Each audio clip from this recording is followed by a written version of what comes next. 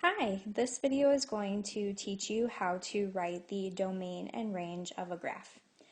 Remember, domain is all the possible x values of a function. So we're going to be looking at the x-axis when we're writing the domain. And the range is all the possible y values of a function. So we're going to be looking at the y-axis. We write domain and range as inequalities. So domain and range are going to be set up as a set of inequalities, and the setup is going to remain the same for each domain and range. Remember, domain is x and range is y, so we're pretty much going to be filling in these inequalities based off of the graph. Taking a look at this first graph right here, we see we have a circle.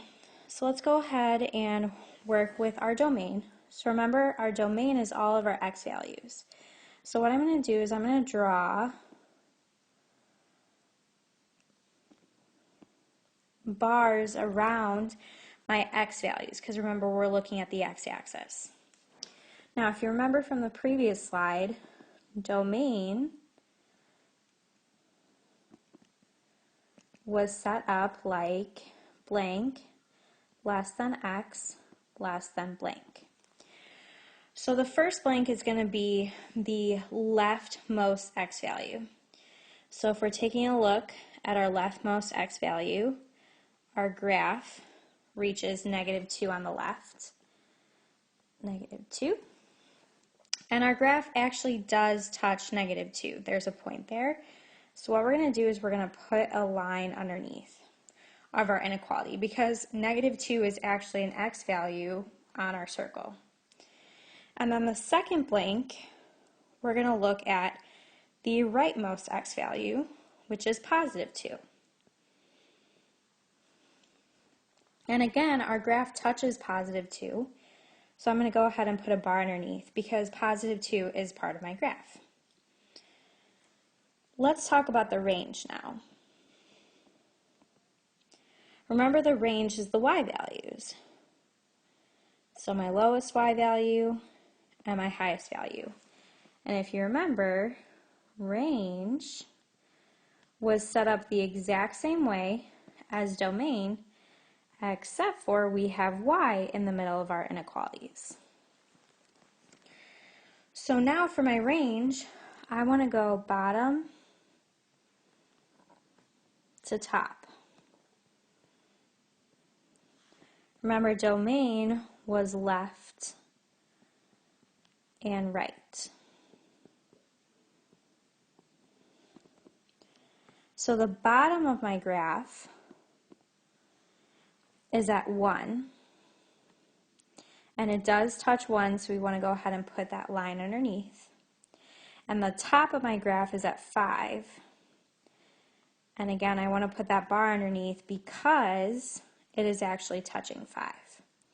So domain, you're seeing how far left, how far right your graph goes, and range, you're doing bottom to top. Let's go ahead and look at another example. So we're going to go ahead and write our domain. And again, the setup always remains exactly the same. So it's blank less than x less than blank. So the leftmost part of my graph is right here, and the rightmost part of my graph is right here, based on those lines.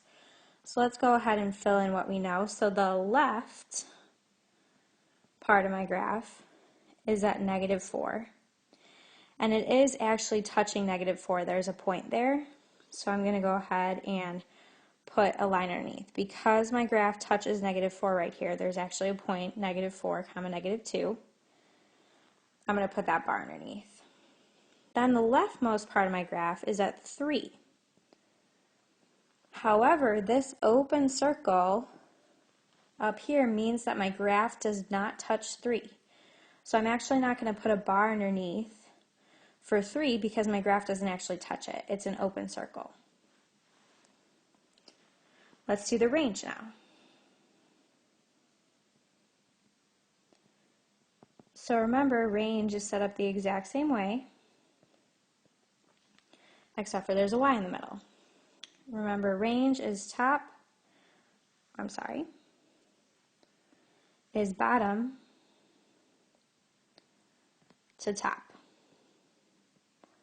So the bottom part of my graph is here, and the top part of my graph is right here.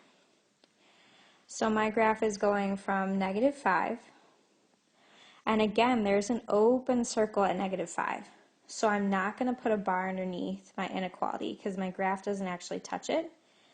And then the top part of my graph is at +5, and again, because there's this open circle here, I'm not going to put a bar underneath. So if there's an open circle, you know there should not be a bar underneath your inequality because it cannot be equal to. There's not actually a point there. Let's look at a couple more examples. Let's see. Let's do domain.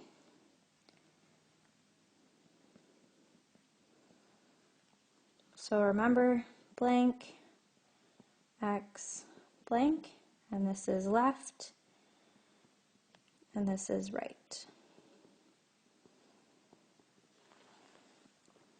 So what we notice on this graph is now we have some arrows, which means that my graph is going to continue forever and ever going this way. Whenever we have arrows, that means that we're going to be using infinity. Think of Buzz Lightyear to infinity and beyond. So since my graph is continuing all the way to the left and all the way to the right, so it's going to continue going forever and ever, the left side of my graph is going towards -infinity, because this arrow on the left makes it go to -infinity, and this arrow on the right makes it go to +infinity. Let's see how the arrows affect the range.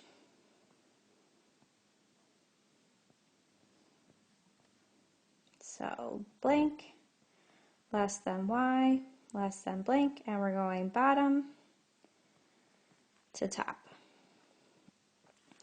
So the bottom of my graph is actually right here. So that's at 0.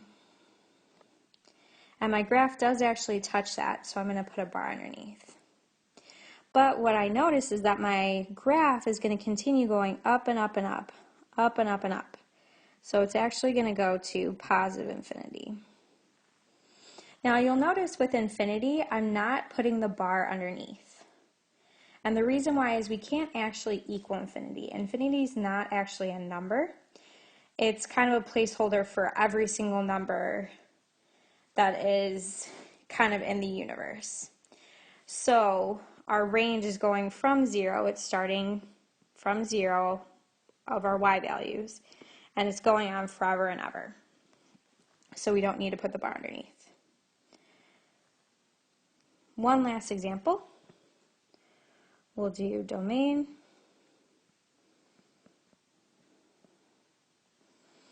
So you'll notice again,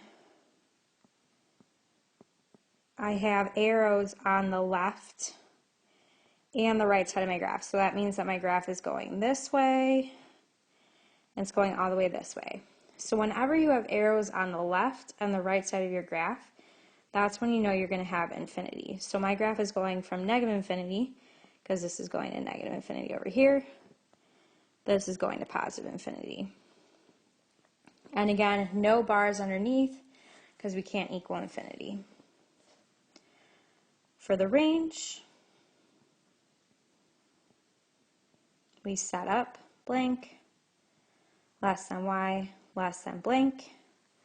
So the bottom of my graph for the y values is at -3. And my graph is actually touching it, so I'm putting that bar underneath.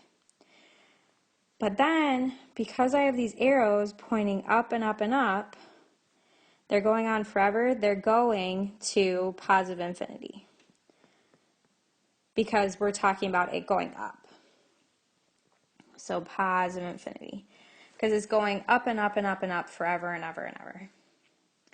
So make sure that you use the same setup every single time you're inequalities should be always less than. And then just remember that if there's an open circle or if there's infinity, you don't need a bar underneath, but if it's a regular point, you want to put a bar underneath that inequality symbol to make it or equal to. Thanks for watching.